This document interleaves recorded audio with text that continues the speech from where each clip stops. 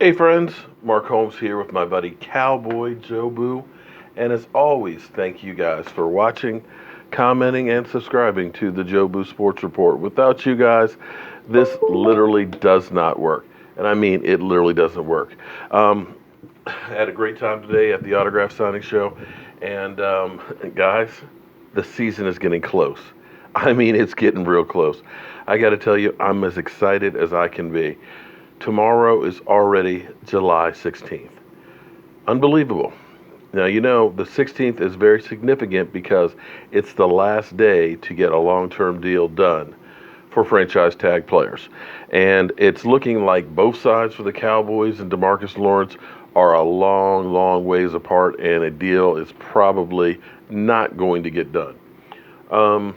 In some respects, it's not necessarily the worst thing because Demarcus Lawrence is getting $17.1 million this year. If they go through the season, he has a great year and everything else, and they still can't hammer out a long-term deal, the Cowboys can basically tag him again for about $21 million. And I know that sounds like a whole lot, but keep in mind the tag number, or excuse me, the cap number will probably go up another $10 million. You also have $24 million that you're going to lose on the cap this year. So it is conceivable that you could franchise tag him again the following year. And right at the moment, if you ended up tagging him a third time, hypothetically, it would be $29 million. Now, that's getting to be kind of pricey, but at least you're risking $20 million the following year as opposed to doing, say, a $90 million contract right now with, say, 50 or 60 guaranteed. So it may be good for both sides. So we'll have to wait and see what happens at the end of the season, see what kind of season he has. But I think the Cowboys are getting a little gun shy because of some of the contracts that they've had with, taking care of players.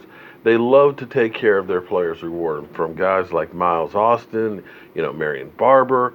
They did these kind of things, Jay Ratcliffe. But in the end, he says even Demarcus Lawrence, Tony Romo. It took good care of the players, but we, in the end, didn't get anything from it. On the flip side, you look at a team like New England, and I hate to use New England, but when a team does something and wins consistently, you got to say, what are they doing differently?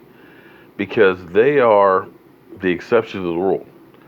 You look at the NFC East, every year you got a different winner of the division. New England, every year, wins their division. But what they do is, instead of paying big contracts and getting caught with dead money, they never get caught with dead money. They'll take a guy and they'll trade him. I'm not talking about just bottom basement guys. We're talking about guys that are leaders in their position, Pro Bowl offensive linemen, pass rushers and things. Instead of letting them get old here on the vine, let's go ahead and trade them and get big value back and keep reloading. We at the Cowboys, we never do that. We end up going through, getting to the point where, no, we're not going to pay them, and we let them walk, as opposed to trading them and getting something back. I'd said the year before we ended up releasing Demarcus Lawrence, that maybe the Cowboys would have been better served trading him then. People condemn me, you're an idiot, you can't trade a guy like that. Well, we hold on to him for another year. We got 6 sacks and no Super Bowl. So we have to start looking and evaluating all of the things that we're doing as a team to say, yes, it's painful. It's painful when you let go of a guy that you say should retire as a Cowboy. But in the end, it's not about one guy. It's about that star getting to the promised land. Now, some business we got to take care of course. I'm very proud of this channel. I never imagined that would be knocking on the door of 25,000 subscribers. I never thought that we would have fans of other teams and stuff that say, I hate the Dallas Cowboys, but I like the way you think and like to listen to your channel. I like to think that this channel You may hate the Cowboys, you may not like me per se, but it's about having real discussions about football. And I don't like to block people, but I cannot take personal attacks on other people, especially guys attacking the ladies. Look, we don't have enough ladies that are in here. I'll be damned if we're going to chase away the other ones. Now, Raider 20, I've hid from the channel. Actually, I was going to do a video to answer your question about Austin and the Dallas Cowboys wide receiving core, explain how we're going to take guys that have nothing and be okay with that.